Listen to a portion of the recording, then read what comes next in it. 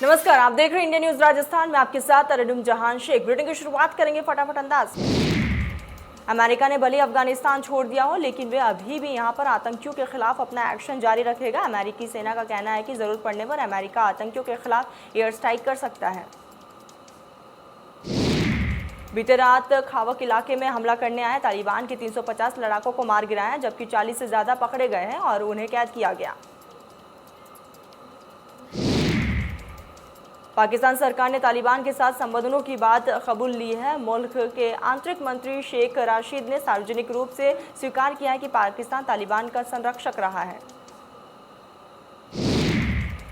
इमरान खान की अगुवाई वाली सरकार ने लंबे समय तक तालिबान के विद्रोही के लिए काफ़ी कुछ किया है। सरकार ने स्वीकार किया है कि इस्लामाबाद ने तालिबान को रहने की जगह और शिक्षा मुहैया कराई। जम्मू कश्मीर के अलगाववादी नेता सैयद अली शाह गिलानी का 92 साल की उम्र में निधन हो गया। आज सुबह 5 बजे उनमें अंतिम संस्कार किया गया। गिलानी का अंतिम संस्कार जम्मू कश्मीर के हेदापोरा में हुआ है। गिलानी के निधन के बाद हालातों पर सुरक्षा बलों की नजर है और इसे देखते हुए घाटी में इंटरनेट सेवाएं बंद कर दी गई।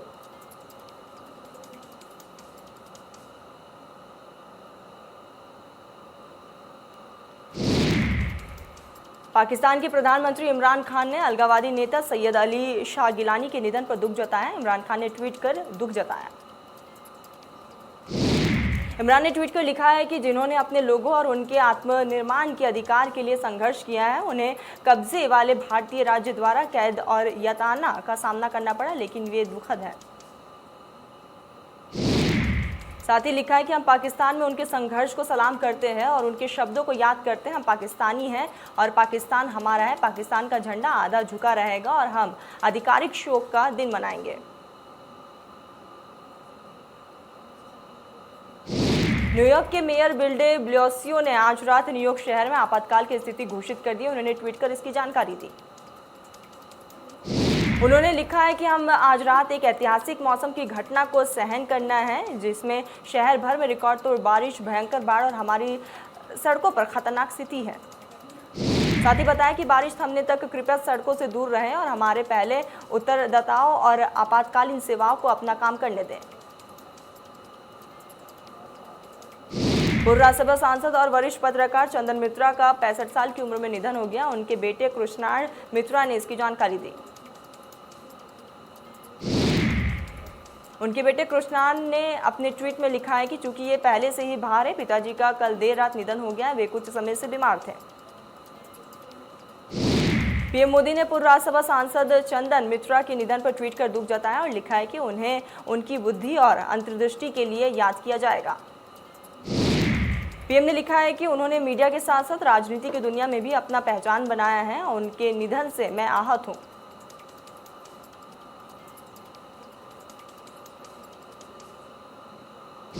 चंदन मित्रा के निधन पर राष्ट्रपति रामनाथ कोविंद ने ट्वीट कर दुख जताया है और लिखा कि वे एक उत्कृष्ट पत्रकार थे और एक सांसद के रूप में उनके कार्यकाल ने उनकी प्रतिष्ठा में इजाफा किया। साथ ही लिखा है कि हिंदी हृदय भूमि और इसके इतिहास के बारे में उनकी समझ गहरी थी। उनके निधन से भारतीय पत्रकारिता में एक शोक की लहर है।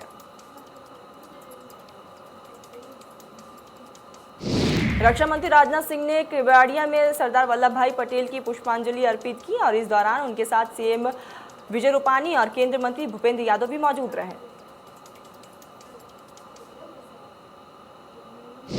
सुप्रीम कोर्ट ने वेब पोर्टल सोशल मीडिया पर चलने वाली फर्जी खबरों पर चिंता जताई है। चीफ जस्टिस ने एनवी रमन ने कहा है कि वे वेब पोर्टल पर किसी का नियंत्रण नहीं है, कुछ भी चला सकता है। उन्होंने कहा है कि वो बिना किसी जिम्मेदारी के आम लोगों, जजों और अलग अलग संस्थानों को बदनाम करने वाली खबरें चलाते हैं। हर बात को सांप्रदायिक रंग भी दिया जाता है। असम सरकार ने नेशनल पार्क से पूर्व प्रधानमंत्री राजीव गांधी का नाम हटाने का फैसला लिया और अब इसे औरंगा नेशनल पार्क के नाम से जाना जाएगा। जल संसाधन मंत्री ने इसकी घोषणा की। मंत्री हजारिका ने बताया है कि आदिवासियों और चाय जनजाति समुदाय की मांग को ध्यान में रखते हुए सरकार ने राजीव गांधी नेशनल पार्क का नाम बदलकर औरंगा नेशनल पार्क रखने का फैसला लिया।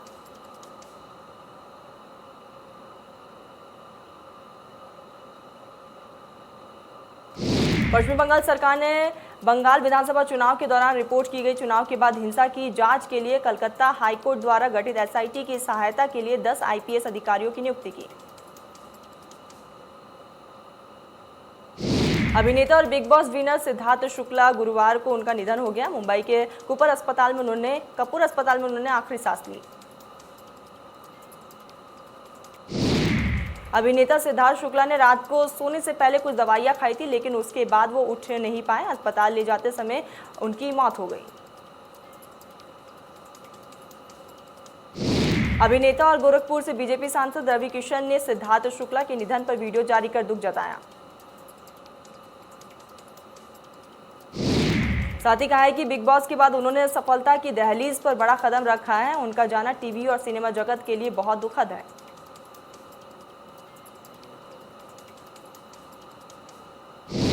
एलजेपी सांसद चिराग पासवान ने भी सिद्धार्थ शुक्ला के निधन पर ट्वीट कर दुख जताया और कहा है कि प्रसिद्ध कलाकार सिद्धार्थ शुक्ला जी के निधन का समाचार अत्यंत दुखद रहा। साथ ही कहा है कि सिद्धार्थ शुक्ला एक प्रतिभावान कलाकार होने के साथ साथ एक अच्छे व्यक्ति और इंसान भी है। मैं ईश्वर से प्रार्थना करता हूं कि वो जहां भी हो उनकी आत्मा को शांति दे। नए महीने की शुरुआत महंगाई के झटके के साथ एलपीजी सिलेंडर और महंगा हो चुका है। 1 सितंबर से गैर सब्सिडी घरेलू एलपीजी सिलेंडर की कीमत 25 रुपये बढ़ी। बढ़ोतरी के बाद अब दिल्ली में 14.2 किलो वाले एलपीजी सिलेंडर का दाम बढ़कर 884 रुपये 50 पैसे हो चुके हैं। इससे पहले 18 अगस्त को सिलेंडर का दाम 25 रुपये बढ़ा था। घरेलू एलपीजी सिलेंडर ही नहीं बल्कि 19 किलो वाला कमर्शियल सिलेंडर भी महंगा हो चुका है। दिल्ली में कमर्शियल सिलेंडर 1618 रुपये की जगह अब 1693 रुपये में बिक रहा है। गुजरात के अहमदाबाद में आज से कक्षा 6 से 8वीं छात्रों के लिए स्कूल खोल दिए गए। इस दौरान बच्चों को कोरोना गाइडलाइंस का पालन करना होगा। दिल्ली एनसीआर में लगातार तीसरे दिन में बारिशों का दौर जारी रहा। बारिश से लोगों को बहुत ज्यादा परेशानियों का सामना करना पड़ा। दिल्ली में भारी बारिश ने लोगों की मुश्किलें बढ़ा दी। एम्स के पास सड़कों पर पानी भरा रहा, जिसकी वजह से आवाजाही बाधित रही। उत्तर प्रदेश के नोएडा में भी बारिश हुई। मौसम विभाग के अनुसार नोएडा में आज बादल छाए रहेंगे और थोड़ी थोड़ी बारिश होती रहेगी। राजधानी दिल्ली में तेज बारिश के बाद पालम इलाके के पास अंडरपास में जल भराव हो गया। इस वजह से लोगों को बेहद ज्यादा परेशानियों का सामना करना पड़ा।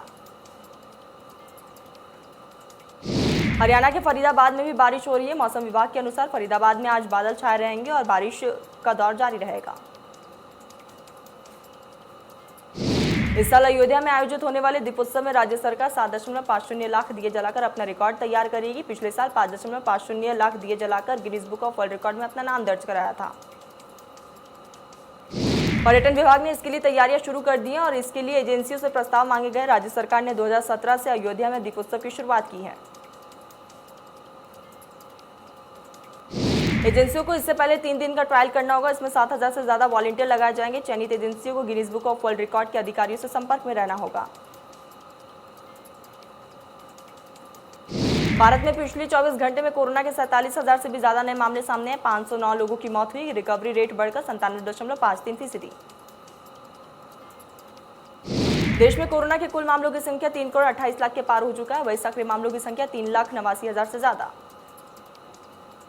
केरल में पिछले 24 घंटे में 32,803 नए कोरोना के केस सामने आए। इस दौरान 173 मरीजों ने अपनी जान गंवा दी। एक्टिव मरीजों का आंकड़ा 2,29,000 से ज्यादा।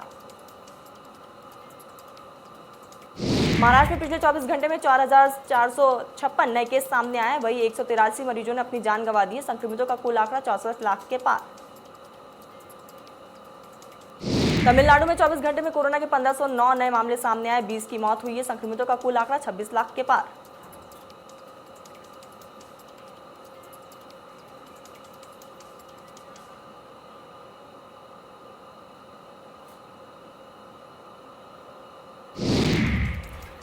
कर्नाटक में पिछले 24 घंटे में कोरोना वायरस के 1100 से भी ज्यादा नए मामले सामने आए। 21 लोगों की मौत हुई।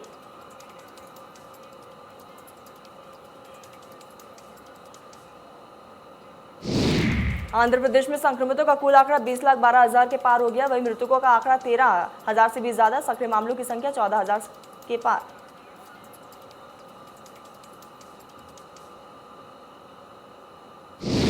मुंबई में पिछले 24 घंटे में 446 नए कोरोना के केस सामने आए। 4 मरीजों ने अपनी जान गंवाई है। संक्रमितों का कुल आंकड़ा 3187।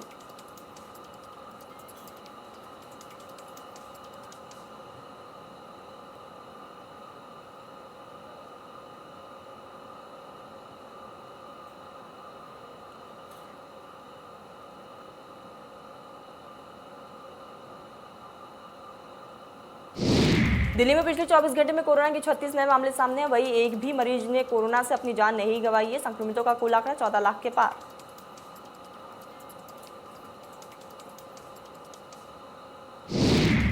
देश में पिछले 24 घंटे में 81,09,244 लोगों को वैक्सीन की डोज लगाई गई है। टीकाकरण का कुल आंकड़ा 66 करोड़ 30 लाख के पार। आईसीएमआर के मुताबिक भारत में बुधवार को कोरोना के 16,84,441 सैंपल टेस्ट लिए जा चुके हैं। अब तक कुल 52 करोड़ 48 लाख से भी ज्यादा सैंपल टेस्ट लिए जा चुके हैं। सीएम अशोक गहलोत की तबीयत में लगातार सुधार हो रहा है। डॉक्टर की सलाह पर मुख्यमंत्री का बेड रेस्ट लगातार जारी है। डॉक्टर सुधीर भंडारी दिन में 4 बार सीएम अशोक गहलोत का रूटीन चेकअप करते हैं। शिक्षा मंत्री गोविंद सिंह डोटासरा ने सीकर के 2 स्कूलों का निरीक्षण किया है। इस दौरान डोटासरा शिक्षकों से रूबरू हुए और विद्यार्थियों से भी मुलाकात की।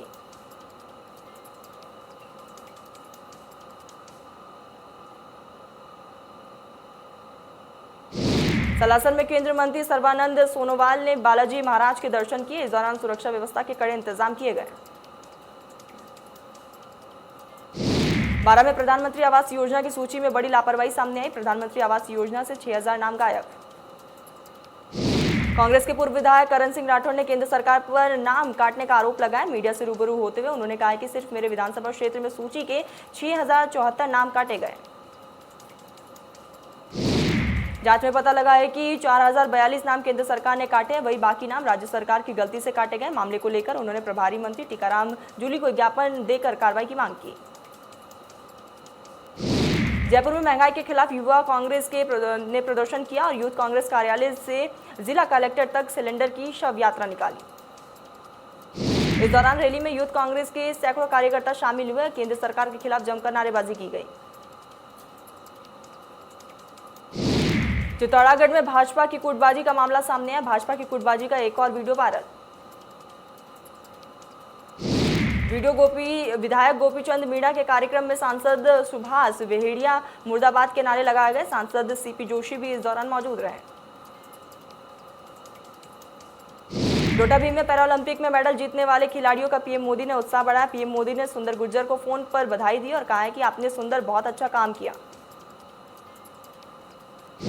चूरू के सरदार शहर में फूड पॉइजनिंग का मामला सामने आया। शादी की दावत खाने के बाद 100 से ज्यादा लोग गंभीर रूप से जख्मी हो गए। घटना से इलाके में अफरा तफरी का माहौल है। सभी लोगों को अस्पताल में भर्ती करवाया गया। सूचना मिलने पर पुलिस भी अस्पताल पहुंची, मामले की तफ्तीश में जुटी। बयाना में डीएलडी की प्रथम पारी की परीक्षा शुरू हो चुकी है। परीक्षा केंद्रों पर कोरोना गाइडलाइंस का पालन किया जा रहा है। विभाग के अचानक परीक्षा केंद्र चेंज कर देने पर परीक्षार्थियों को परेशानियों का सामना करना पड़ा, जिसके कारण कुछ विद्यार्थी परीक्षा देने नहीं पहुंचे। लूनी में कोरोना काल के चलते लंबे वक्त के बाद आज से स्कूलों की घंटी बज चुकी है। लूनी में पंचायती राज के चुनाव होने के कारण बच्चों को स्कूल नहीं बुलाया गया। स्कूल की प्रिंसिपल ने बताया कि स्कूल में कोरोना गाइडलाइंस का बखूबी पालन किया जा रहा है। सोशल डिस्टेंसिंग के साथ हाथों को सैनिटाइज भी करवा रहे हैं। वेयर के नौकरी के नाम पर 7 लाख रुपए ऐंठने का मामला सामने आया। पीड़िता ने 3 लोगों के खिलाफ मामला दर्ज कराया। इनकम टैक्स में नौकरी लगवाने के नाम पर 3 लोगों ने उनसे 7 लाख रुपए लिए और जब नौकरी नहीं लगी तो उनसे पैसे वापस लेने को कहा, लेकिन तीनों आरोपी मौके से फरार हो गए।